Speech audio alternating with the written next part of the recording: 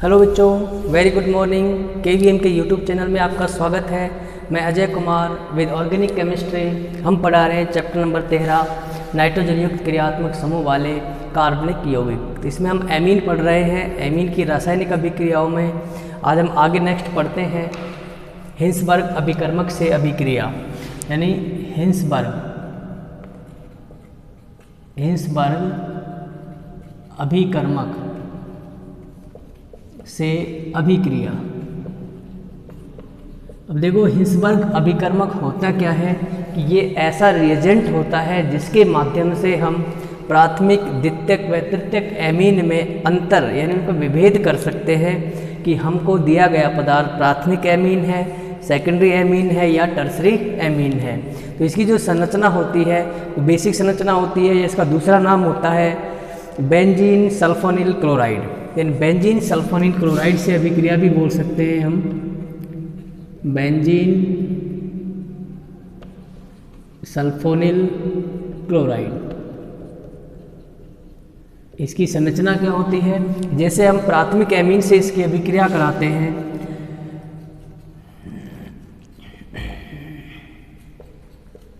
NH2, ये primary amine है। Primary amine की अभिक्रिया हिंसबर्ग अभिकर्मक से कराते हैं। Cl S double bond O और बेंजीन वलय, ये हिंसबर्ग अभिकर्मक है। इसको बेंजीन सल्फोनिल क्लोराइड भी कहते हैं। तो नाम क्या हो गया इसका? बेंजीन सल्फोनिल क्लोराइड, ठीक है। इसको हिंसबर्ग अभिकर्मक भी कहते हैं, हिंसबर्ग अभिकर्मक, यानी हिंसबर्ग रिएजेंट कहते हैं। ये क्या करता है?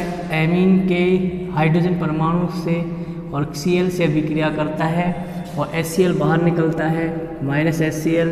यहाँ पर क्या बनता है? CH3NH, और आगे क्या लगा देंगे? S double bond O benzene वलय। इसका नाम क्या होता है? N समूह पर एल्किल जुड़ा हुआ है तो हम बोलेंगे N मैथिल बेंजीन सल्फोनेमाइड, यानी एमाइड बनता है, ठीक है। NH जुड़ गया तो N मैथिल बेंजीन सल्फोनेमाइड बनता है, जो क्षार में विलय होता है। ये क्या होता है? क्षार में विलय हो जाता है। तो यदि क्षार में विलय है तो हम इसको कहते हैं इसमें प्राथमिक एमीन उपलब्ध है। ये हमारा क्या है? Primary amine. अब यदि सेकेंडरी एमीन से इसकी अभिक्रिया कराते हैं, सेकेंडरी एमीन में एक हाइड्रोजन बंध होता है NH और बाकी 2 एल्किल समूह होते हैं। तो यहाँ पर इसकी अभिक्रिया हम कराते हैं हिंसबर्ग अभिकर्मक से बेंजीन सल्फोनिल क्लोराइड। हिंसबर्ग अभिकर्मक है, यहाँ से HCl बाहर निकलता है, -HCl, तो CH3N CH3S double bond O और बेंजीन वलय। तो नाम क्या हो जाएगा? N पर 2 एल्किल समूह है तो हम लिखेंगे N, N dimethyl benzene sulphonamide,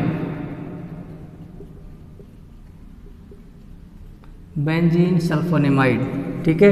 तो ये क्या होता है? ये क्षार में अविलय होता है, क्षार में अविलय होता है। अब क्षार में अविलय है तो हम कहेंगे कि इसमें दिया गया पदार्थ सेकेंडरी एमीन है, यानी सेकेंडरी एमीन, ठीक है। अब यदि टर्सरी एमीन की बात आए तो टर्सरी एमीन में क्या होता है? CH3 नाइट्रोजन से 3 CH3 जुड़ जाए, ये 3 एल्किल समूह जोड़ दिए। तो अब देखो, जब इसकी अभिक्रिया Cl से कराते हैं यानी हिंसबर्ग अभिकर्मक से कराते हैं तो डबल बॉन्ड O और बेंजीन वलय। तो यहाँ पर देखो, इन सब के पास तो हाइड्रोजन था, प्राथमिक एमीन के पास भी, सेकेंडरी एमीन के पास भी और टर्सरी एमीन के पास भी लेकिन टर्सरी एमीन के पास हाइड्रोजन यानी NH बंध नहीं होता। H नहीं होगा तो ये Cl से अभिक्रिया नहीं करेगा। तो इसका मतलब होता है जो टर्सरी एमीन होता है वो कोई अभिक्रिया नहीं देता, नो रिएक्शन होती है। तो इन तीनों, ये क्या है, टर्सरी एमीन है। तो हम ये कह सकते हैं कि हिंसबर्ग अभिकर्मक के माध्यम से प्राइमरी, सेकेंडरी और टर्सरी एमीन में विभेद कर सकते हैं, उसमें अंतर कर सकते हैं। तो अब इसका स्क्रीनशॉट ले लो, इम्पोर्टेंट टॉपिक है ये।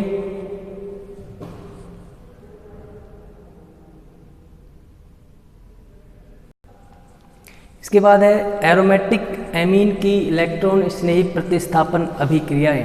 इन एरोमेटिक एमीन का मतलब होता है, नाम सुनते ही हमें ये संरचना ध्यान आती है कि एरोमेटिक यानी बेंजीन वलय है जिसमें नाइट्रोजन एमीन समूह जुड़ा हुआ है, एनिलीन। तो देखो ये इलेक्ट्रॉन डोनेटिंग समूह होता है ये वाला। तो ये क्या करता है, ज़्यादातर इसके इलेक्ट्रॉन इसमें आते हैं। हमें अनुनादी संरचना इसकी पता है तो मैं सीधा ही डायरेक्ट लिखता हूँ। तो अनुनादी संरचनाओं में क्या होता है कि ये इसके चारों ओर माइनस आवेश घूमता है। हम ये मान सकते हैं कि इसकी जो ये मेटा स्थिति होती है यानी ऑर्थो और पैरा स्थितियों पर इलेक्ट्रॉन घनत्व ज़्यादा होता है, इलेक्ट्रॉन रिच कंपाउंड होते हैं यहाँ पर ये कार्बन, और मेटा स्थिति पर आंशिक धनावेश होता है यहाँ पर मेटा स्थिति पर। तो यहाँ पर जो अभिक्रियाएं होंगी, इलेक्ट्रॉन स्नेही अभिक्रियाएं होंगी, वो क्या होंगी, वो होंगी ऑर्थो पैरा निर्देशी। ऑर्थो पैरा निर्देशीय अभिक्रियाएं संपन्न होती है, हमें अनुनादी संरचनाओं से पता चलता है। ये इलेक्ट्रॉन डोनेटिंग समूह है, ऑर्थो और पैरा स्थिति पर इलेक्ट्रॉन घनत्व ज़्यादा होने के कारण कोई भी इलेक्ट्रॉन स्नेही है वो या तो ऑर्थो पर आकर जुड़ेगा या फिर पैरा स्थिति पर आकर जुड़ता है। लेकिन ये अभिक्रियाएं इतनी आसान नहीं होती हैं, कारण कि जो एनिलीय एमिनो समूह जुड़ा होता है इस पर लोन पेयर होते हैं। ये क्या करते हैं, बेंजीन वलय में अनुनाद उत्पन्न कर देते हैं जिससे इन पर आंशिक धनावेश आ जाता है। या हम ये भी कह सकते हैं कि ये अत्यधिक क्रियाशील होने के कारण जैसे ही कोई इलेक्ट्रॉन स्नेही यहाँ पर बेंजीन वलय पर अटैक करता है तो ये समूह इनको अपनी ओर तुरंत खींच लेते हैं। इसका मतलब ये हुआ कि ये इलेक्ट्रॉन स्नेही बेंजीन वलय पर सीधा अटैक न करके पहले इनसे जाके अभिक्रिया करते हैं। अगर इनसे अभिक्रिया करेंगे जाके तो बेंजीन वलय की अभिक्रियाएं होंगी नहीं, है ना। तो ये इसका जो इलेक्ट्रॉन स्नेही प्रतिस्थापन अभिक्रियाएं होती हैं वो कठिन होती हैं, कारण क्योंकि जो एमिनो समूह होता है वो अत्यधिक क्रियाशील होता है जिसके कारण वो उनसे अभिक्रियाएं करने लगता है और वलय पर उसका अटैक नहीं होता है। जैसे हम कोई भी अभिक्रिया पढ़ें, एग्जाम्पल के तौर पर पढ़ें, हमारी जो पहली अभिक्रिया है वो है, इसकी अनुनादी संरचनाएं बनाने की जरूरत नहीं है। जैसे हम ब्रोमीनीकरण पढ़ते हैं यानी हैलोजनीकरण पढ़ते हैं एनिलीन का, तो दिखने में तो अभिक्रिया ऐसे हो रही है भाई, आसानी से हो गई, है ना। एनिलीन की अभिक्रिया हम कराते हैं, ये NH2 है समूह है एनिलीन। एनिलीन का ब्रोमिनेशन कराते हैं, Br2 से अभिक्रिया कराते हैं। इसमें 3 है, 1 2 3 ऑर्थो और पैरा पर ही जुड़ते हैं। ब्रोमीन को हम आधिक्य में लेते हैं तो क्या बनता है यहाँ पर 3 HBr बाहर निकल जाएंगे और यहाँ पर ये यौगिक बनेगा इस तरह से Br और Br, यहाँ पर NH2, ठीक है। तो इसको क्या लिखते हैं हम, इसका जब नाम लिखेंगे 2,4,6 ट्राई ब्रोमो एनिलीन, क्या लिखेंगे 2,4,6 ट्राई ब्रोमो एनिलीन, ये बन गया प्रोडक्ट। लेकिन जब ये अभिक्रिया होती है दिखने में आसान लगती है लेकिन इतनी आसानी से हो नहीं पाती है, कारण क्योंकि जब ये ब्रोमीन बेंजीन वलय पर अटैक करता है तो ये Br के जैसे 2 अणु हैं, ये किससे अभिक्रिया करते हैं, यहाँ पर NH होते हैं, एनिलीन वलय है, बेंजीन वलय ये जुड़ी हुई है, तो ये इससे अभिक्रिया करके ब्रोमीन पहले यहाँ जुड़ता है, ठीक है। क्योंकि ये अत्यधिक क्रियाशील समूह होता है जिसके कारण ये ब्रोमीन से अभिक्रिया कर लेता है। तो इन अभिक्रियाओं को होने में बाधा उत्पन्न होती है, कठिनाई उत्पन्न होती है। तो उसके लिए क्या करते हैं, सबसे पहले हम इसी का इलाज करते हैं। कि इसको एनहाइड्राइड से अभिक्रिया कराते हैं इसकी, जिससे एनहाइड्राइड से अभिक्रिया कराएंगे तो इसमें एसिड समूह जुड़ जाता है। अब ये निष्क्रिय हो जाएगा। अब जब इलेक्ट्रॉन इस नई प्रतिस्थापन अभिक्रियाएं कराएंगे तो वो सीधा ही बेंजीन पर अटैक करता है और बाद में फिर इसको हटा देते हैं, यहाँ से वापस से एनिलीन बना लेते हैं। तो अभिक्रियाएं कैसे होती हैं देखते हैं, इसका स्क्रीनशॉट ले लो आप ब्रोमिनेशन का। ये अभिक्रिया क्या कहलाती है? ब्रोमीनीकरण। ब्रोमीनीकरण है ना, ब्रोमीनीकरण को तो आप लिख लो सीधा ही।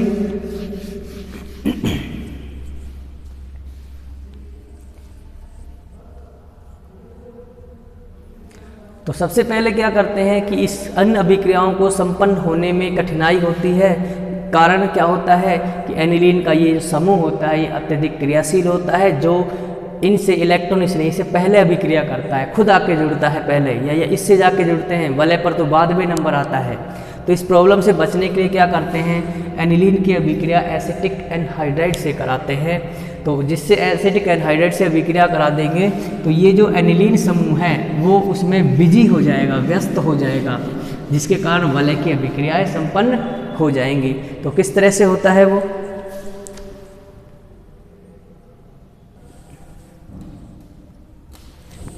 तो इसमें जब ये अभिक्रिया कराते हैं ऐसे, ये एनिलीन लिया, अब ब्रोमिनेशन को नियंत्रित करने के लिए क्या करते हैं, यहाँ पर एनिलीन है, इसकी अभिक्रिया कराते हैं एसिटिक एनहाइड्राइड।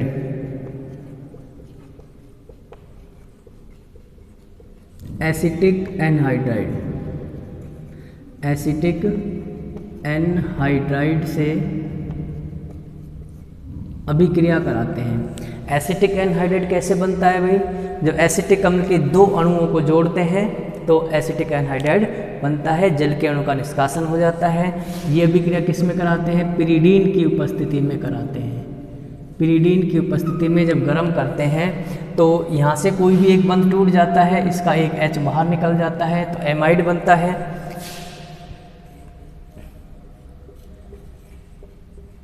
NH और C double bond CH3 plus में CH3 C double bond OH, acetic अम्ल, और ये बन गया।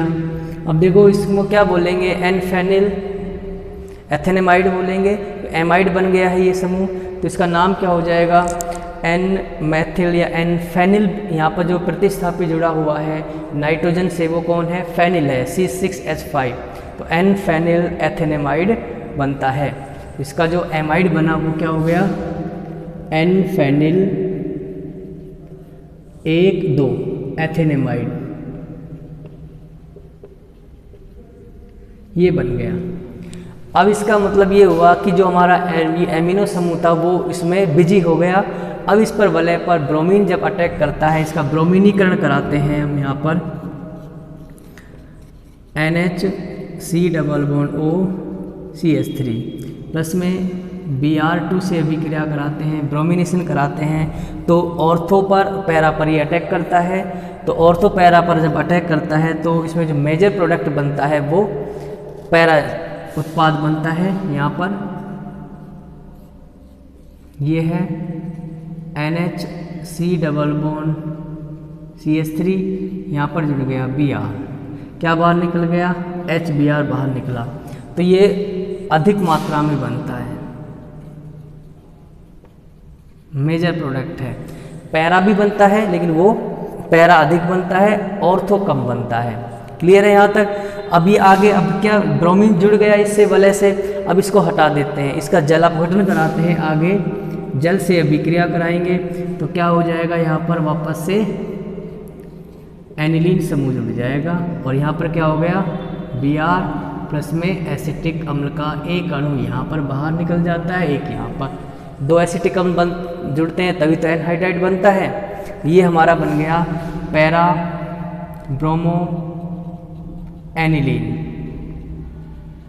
जो कि अधिक मात्रा में बनता है, यानी मेजर प्रोडक्ट होता है हमारा, और ऑर्थो प्रोडक्ट कम मात्रा में बनता है। इस तरह से ये ब्रोमिनेशन नियंत्रित होता है। नियंत्रित करने क्यों, क्योंकि इसमें जो NH2 के जो लोन पेयर होते हैं वो बेंजीन वलय में अनुनाद नहीं कर पाते हैं, जिसके कारण इसका ब्रोमिनेशन नियंत्रित स्थिति में हो जाता है और पैरा प्रोडक्ट अधिक मात्रा में बनते हैं। तो इसको नियंत्रित करने के लिए सबसे पहले क्या करते हैं, पिरीडीन की उपस्थिति में एनिलीन को एनहाइड्राइड के साथ गर्म करते हैं, जिससे इसका ये NH2 समूह इसमें व्यस्त हो जाता है और वापस से ये वलय की अभिक्रियाएं दर्शा सकता है। फिर बाद में इसको वापस से जल अपघटित कराते हैं और एनिलीन को प्राप्त कर लेते हैं और अम्ल बाहर निकल जाते हैं। तो ये हो गया नियंत्रित ब्रोमिनेशन ऑफ एमीन। स्क्रीनशॉट ले लो आप। इसके बाद और अभिक्रियाएं हैं, जैसे नाइट्रीकरण। नाइट्रीकरण का मतलब होता है कि नाइट्रो समूह का वलय में जुड़ना। तो वहाँ भी वही दिक्कत आती है कि नाइट्रो समूह सीधे ही वलय से नहीं जुड़ पाते हैं। इसके बाद देखिए नाइट्रीकरण। अब नाइट्रीकरण में भी क्या होता है, एनिलीन का जब नाइट्रीकरण करते हैं तो नाइट्रोनियम आयन पहले बनता है, यानी जो अम्ल है NH2 समूह से अभिक्रिया करता है और मेटा प्रोडक्ट बनाता है। मेटा प्रोडक्ट कैसे बनाएगा, यहाँ पर ये एनिलीन की अभिक्रिया है, NH2 समूह है, ये किससे अभिक्रिया करता है, पहले इसका प्रोटोनेशन होता है एमीन का। तो जैसे मान लो हम नाइट्रिक अम्ल से अभिक्रिया करा रहे हैं, HNO3 से अभिक्रिया कराते हैं, इसकी संरचना क्या होती है, ये संरचना होती है, ठीक है। ये प्रोटॉन त्यागता है, NO2 समूह बाद में जुड़ेगा, पहले ये क्या करता है, प्रोटॉन यहाँ से निकाल लेता है। अब ये प्रोटॉन क्या करते हैं कि ये इससे जुड़ जाएंगे और ये क्या बना लेते हैं, प्रोटोनीकरण होता है और ये क्या बनाएगा, एनिलीनियम आयन बनाता है, यानी NH3+, ये बन गया। इसको क्या कहेंगे, एनिलीनियम आयन, धनायन बन गया।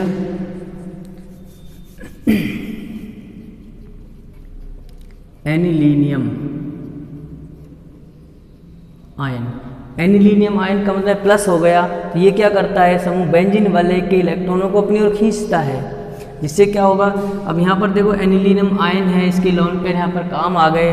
तो अब जब इसका नाइट्रेशन कराते हैं तो जो नाइट्रो समूह होगा वो यानी NO2 समूह होगा, वो कहाँ पर अटैक करेगा, वो मेटा स्थिति पर अटैक करता है। ये जो NO2 समूह होता है ये, क्योंकि इलेक्ट्रॉन घनत्व तो अधिक कहाँ पर होता है भाई, यहाँ पर होगा। अगर एमीन है तो इलेक्ट्रॉन घनत्व तो यहाँ ज़्यादा होता है ऑर्थो पैरा पर। एनिलीनियम आयन बना, उसने इलेक्ट्रॉनों को अपनी ओर खींच लिया, ठीक है। इलेक्ट्रॉन खींच लेता है तो ये धनायन हो गया। यहाँ पर इलेक्ट्रॉन की कमी हो गई, कमी होगी तो वलय के इलेक्ट्रॉन बाहर निकलेंगे। तो बाहर निकलने से यहाँ पर आंशिक धनावेश और यहाँ पर आंशिक ऋणावेश हो गया। अब देखो ऋणावेश कहाँ पर आया, मेटा स्थिति पर। तो ये अटैक कहाँ करेगा, मेटा स्थिति पर अटैक करता है और क्या बना लेता है, ये मेटा प्रोडक्ट बनाता है। यहाँ पर क्या बनाएगा,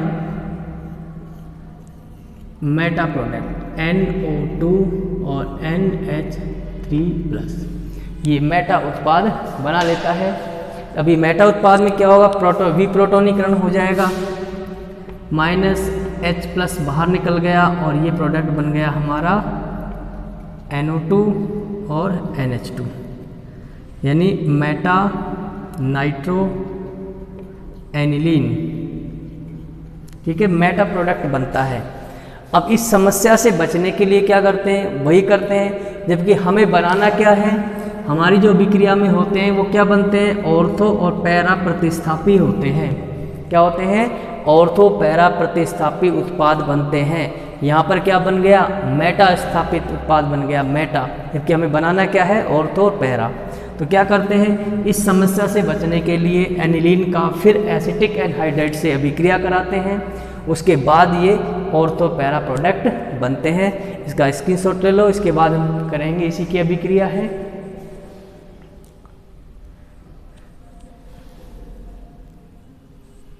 इसका सफलतापूर्वक नाइट्रेशन कराने के लिए क्या करते हैं कि एनिलीन को पहले क्या करते हैं, पिरीडीन की उपस्थिति में एसिटिक एनहाइड्राइड से अभिक्रिया कराते हैं। इसकी प्लस में CH3 CH3 एसिटिक एनहाइड्राइड किसकी उपस्थिति में, पिरीडीन की उपस्थिति में गर्म करते हैं तो एमाइड बनता है, N-फेनिल एमाइड, NHC≡OCH3, N-फेनिल एथेनेमाइड, प्लस में एसिटिक अम्ल बाहर निकलता है। ठीक है, अब इसकी अभिक्रिया कराते हैं। ये नाइट्रीकरण है ना, सल्फोनीकरण भी इसी तरीके से होता है। उसमें H2SO4 का उपयोग करते हैं, यहाँ पर HNO3 का उपयोग करते हैं। NHC डबल बॉन्ड OCH3, इसकी अभिक्रिया कराते हैं HNO3 से, ठीक है, या H2SO4 से कराते हैं। तो यहाँ पर क्या होगा, -H2O बाहर निकलेगा। ठीक है, NO2 समूह जुड़ेगा, इसमें दो प्रोडक्ट बनते हैं, ऑर्थो और para. NHC double bond OCH3 NO2 समूह। ठीक है, प्लस में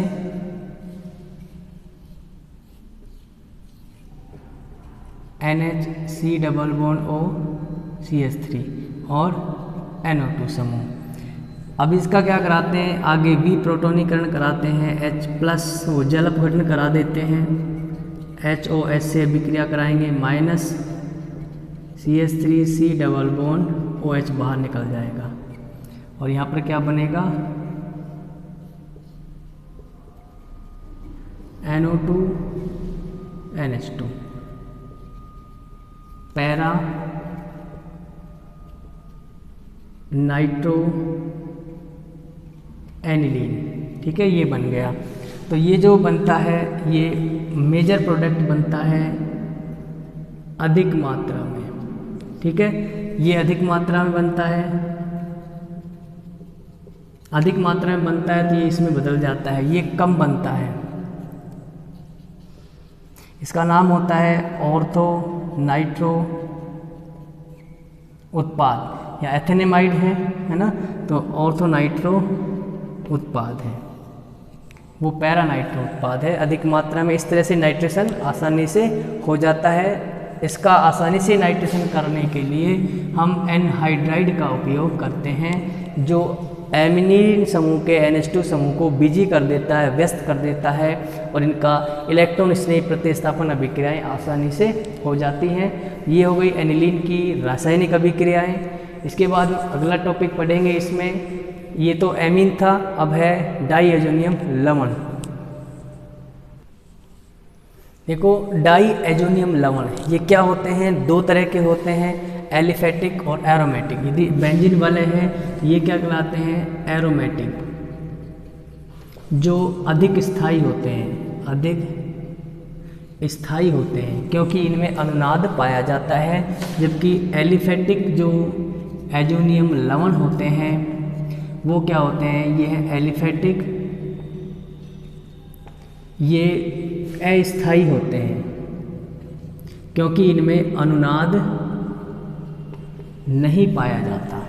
ठीक है, तो अनुनाद पाया जाएगा, इसमें क्या होता है, एजो समूह होता है, ये एजोनियम समूह, ये हैलाइड होते हैं। यहाँ पर हैलोजन कोई भी हो सकते हैं, सल्फोनेट भी हो सकते हैं, H2SO4 भी हो सकते हैं।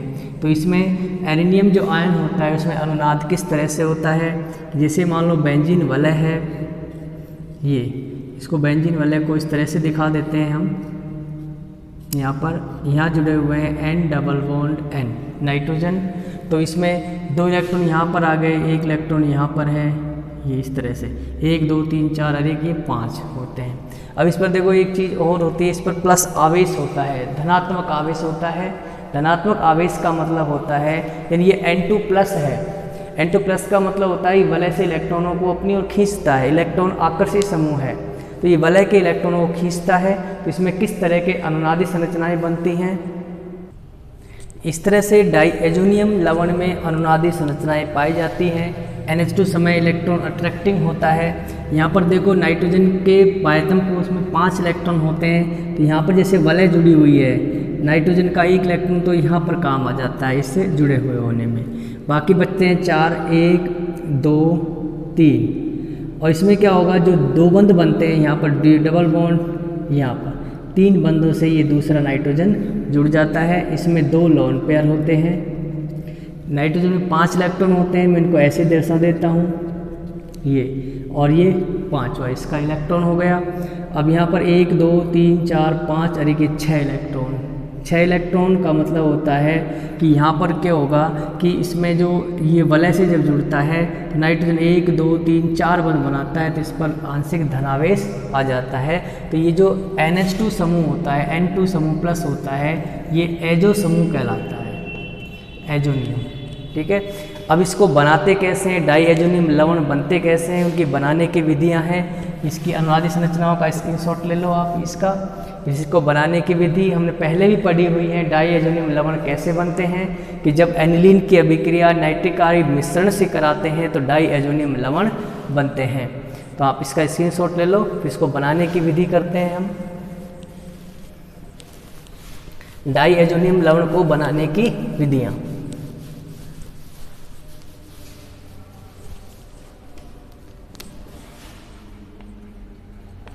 बनाने की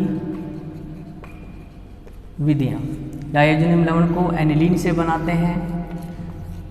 एनिलीन NH2 की अभिक्रिया किससे कराते हैं, NaNO2 प्लस में HCl के मिश्रण से, इससे अभिक्रिया कराते हैं। तो क्या बनता है,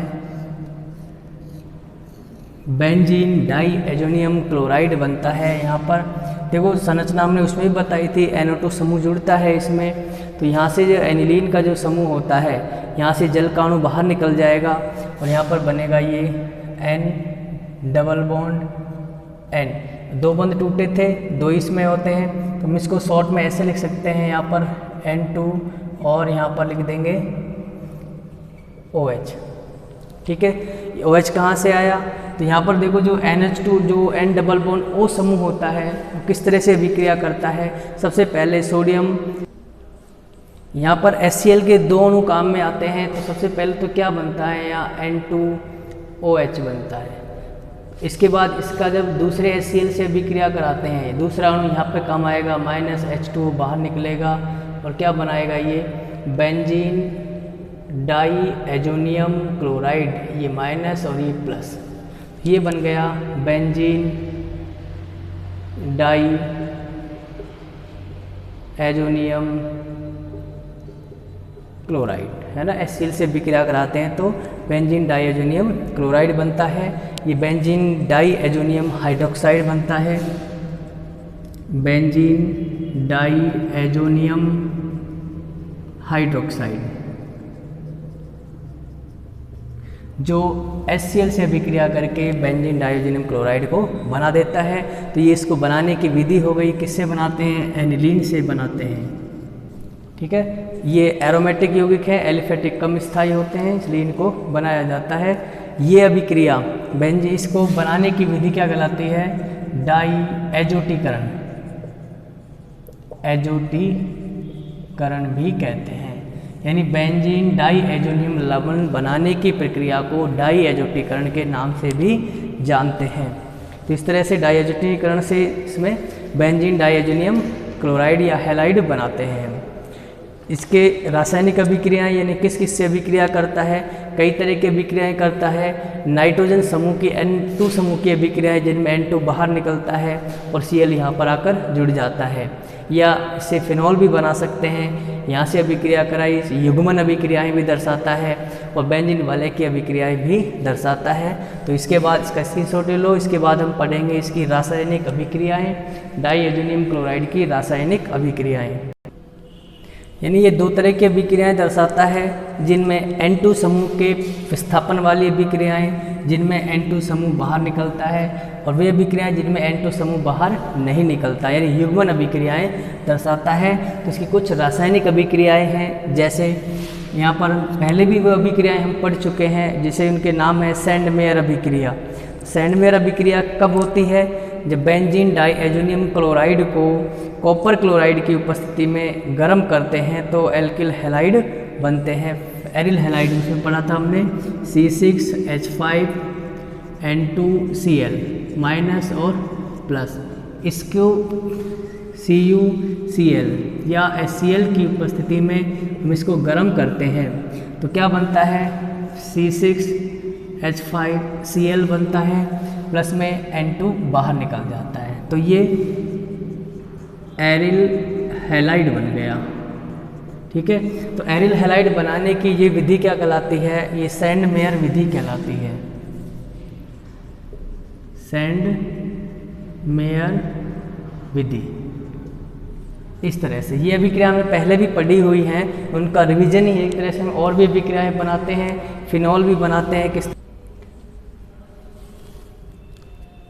देखिए ये इसकी रासायनिक अभिक्रियाएं हैं, कुछ नेम रिएक्शन हैं जो पहले भी हम पढ़ा चुके हैं इनको, जैसे बेंजीन डाइऑक्सिनियम क्लोराइड की अभिक्रिया क्यूप्रस क्लोराइड की उपस्थिति में कराते हैं तो एरिल हैलाइड बनते हैं, ये सैंड मेयर अभिक्रिया कहलाती है।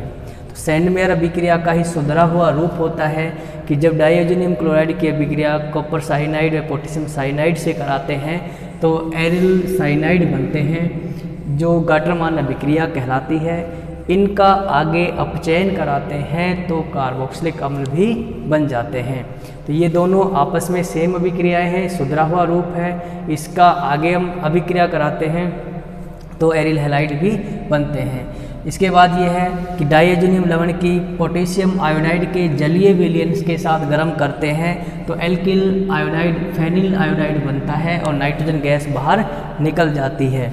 इसके बाद नेक्स्ट अभिक्रिया है जिसको बल्ज सीमान अभिक्रिया कहते हैं, इम्पोर्टेंट अभिक्रिया है, इस नाम से कई बार आती है कि बेंजीन डाइऑक्सिनियम क्लोराइड को फ्लोरोबोरिक अम्ल के साथ गर्म किया जाता है तो एक अवक्षेप बनता है, बेंजीन डाइऑक्सिनियम फ्लोरोबोरेट का अवक्षेप बनता है। अब इस अवक्षेप को अच्छी तरह से धोकर छानते हैं तो फिर इसमें एरिल फ्लोराइड बनता है, यानी फ्लोरोबेंजीन बनती है। अब इसी अभिक्रिया से, इस अभिक्रिया को क्या कहेंगे? फ्लोरोबेंजीन बनने की अभिक्रिया कहलाती है बल्ज सीमेन अभिक्रिया। अगर हम इसमें नाइट्रो यौगिक बनाने हों तो नाइट्रो यौगिकों में यहाँ तक तो अभिक्रिया सेम होती है। अब इसको क्या करते हैं? NaNO2 से के साथ में गर्म करते हैं, सोडियम नाइट्राइट के साथ इसको अवक्षेप को गर्म करते हैं तो यहाँ पर नाइट्रो समूह का विस्थापन हो जाता है और इसे जाकर जुड़ता है तो यौगिक क्या बनेगा? C6H5NO2 समूह बनता है, प्लस में NaBF4 बनता है, प्लस में N2 बाहर निकलता है। इस तरह से ये नाइट्रोबेंजीन बनाने में भी इसका उपयोग करते हैं, नाइट्रो यौगिक भी इससे बनाए जा सकते हैं। तो बल्ज सीमान अभिक्रिया सिर्फ इतनी है, यहाँ से यहाँ तक, ये नहीं है, ये अलग से है ये यौगिक, है ना। तो नाइट्रो यौगिक बनाने हो तो इसी अभिक्रिया को रिपीट करते हैं और यहाँ अवक्षेप की अभिक्रिया सोडियम नाइट्राइट से कराते हैं जिससे नाइट्रो कंपाउंड बनते हैं। इसका स्क्रीनशॉट ले लो आप।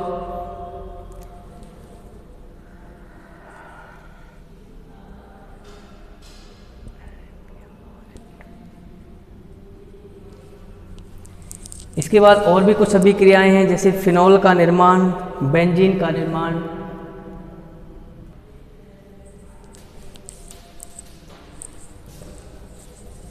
इनको मैं मिटा रहा हूं।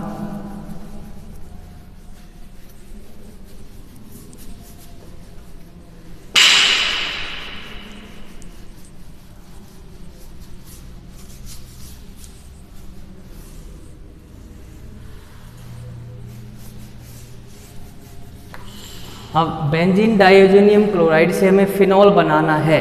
तो फिनॉल हम कैसे बनाते हैं कि सबसे पहले बेंजीन डाइऑक्सिनियम क्लोराइड को हम गर्म करते हैं जल के साथ। इसको जल के साथ गर्म किया जाता है H2O के साथ उच्च ताप पर गर्म करते हैं तो यहाँ पर क्या बनता है? C6H5N2 और OH बनता है, माइनस HCl बाहर निकलता है। अब इसको आगे ये पुनर्विन्यासित होता है। पुनर्विन्यासित का मतलब होता है कि इसमें नाइट्रो समूह बाहर निकल जाता है, H5OH प्लस में नाइट्रोजन गैस बाहर निकलती है और ये फिनॉल बनता है। इस तरह से हम इससे फिनॉल भी बना सकते हैं, बेंजीन डाइऑक्सिनियम क्लोराइड से फिनॉल का निर्माण।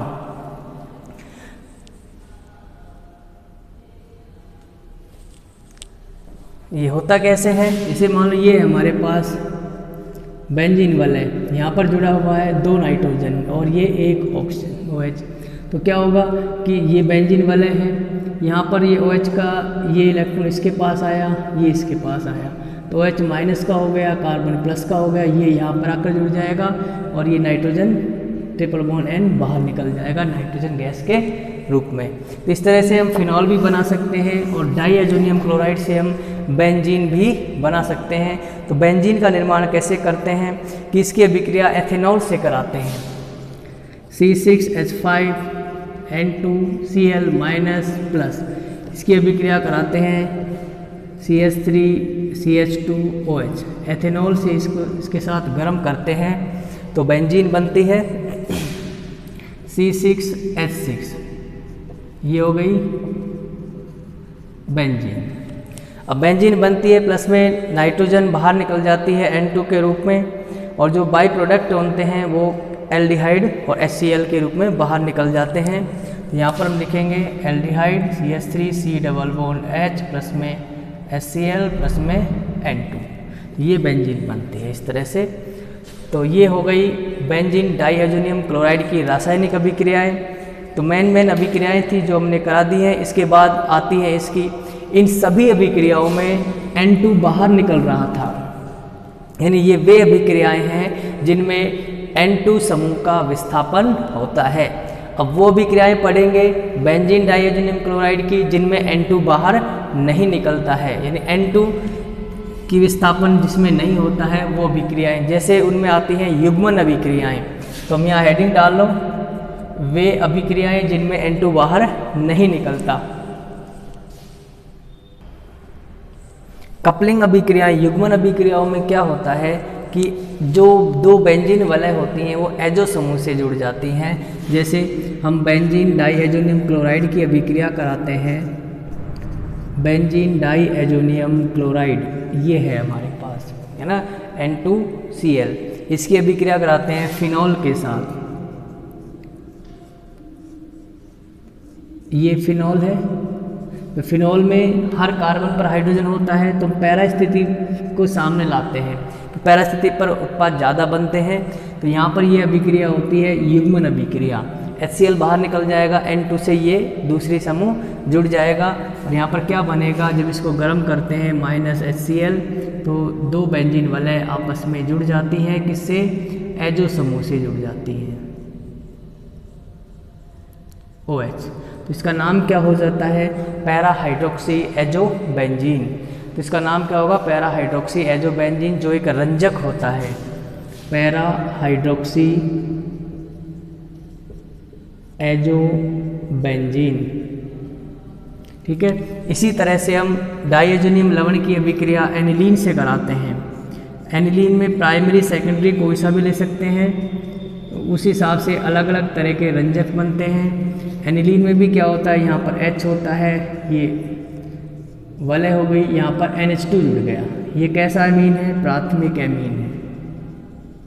सेकेंडरी एमीन भी ले सकते हैं, टर्सरी एमीन भी ले सकते हैं। यहाँ से ये H बाहर निकलेगा और गर्म करते हैं -HCl, para amino azo benzene बनता है, NH2, para amino azo benzene. ठीक है, इस तरह से रंजकों का निर्माण होता है। प्राइमरी सेकेंडरी टर्सरी एमीन भी हम इसमें ले सकते हैं। ये युग्मन अभिक्रियाएं हैं, इनमें N2 बाहर नहीं निकलता, ये एजो समूह के रूप में जुड़ा रहता है। तो ये हो गई एजोनियम, ये डाईएजोनियम या एरोमेटिक बेंजीन डाईएजोनियम की रासायनिक अभिक्रियाएं। इसके बाद पढ़ेंगे इनके साइनो यौगिक और नाइट्रो यौगिक नेक्स्ट वीडियो में। तब तक वीडियो को लगातार देखते रहें, चैनल को सब्सक्राइब करें और वीडियो को ज़्यादा से ज़्यादा लाइक करें। तब तक धन्यवाद, थैंक यू वेरी मच।